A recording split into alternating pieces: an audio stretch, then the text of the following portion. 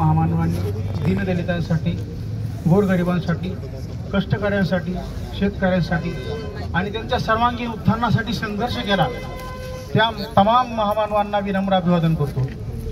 मित्रहो, हा long march आम्हा सर्वांच्या स्वाभिमानासाठीचा हा लॉंग मार्च आहे। हा लॉंग मार्च आमच्या सर्वांच्या अस्तित्वासाठीचा हा लॉंग मार्च आहे। हा लॉंग मार्च मानवतेची समतेची लढाई जिंकण्यासाठीचा हा लॉंग मार्च आहे। परभणीची घटना घडली ती अत्यंत दुर्दैवी आहे। त्यामध्ये सोमनाथ सूर्यवंशी असतील, विजय बाबा असतील, हे शहीद झालेले आहेत।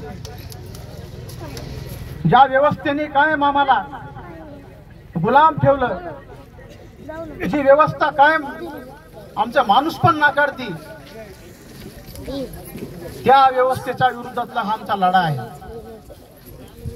मित्र, माया बहिणींनो, या आजच्या समयी मी सर्वांना विनंती करीन, आमची इबरत, आमची इज्जत आमच्या हातात आहे। लॉंग मार्चची ताकद वाढली पाहिजे। मी बीड जिल्ह्यातून आलो, माझ्या समेत आमचे स्वप्नील भाऊ आले, गावागावातून 10-10, 20-20 तरुण जरी जुळले तरी आमच्या लॉंग मार्चची ताकद वाढू शकते।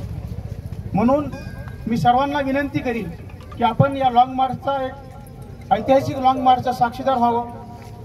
एवढं बोलतो, थांबतो। जय भीम, जिंदाबाद। धन्यवाद आदरणीय वकील साहेब। यानंतर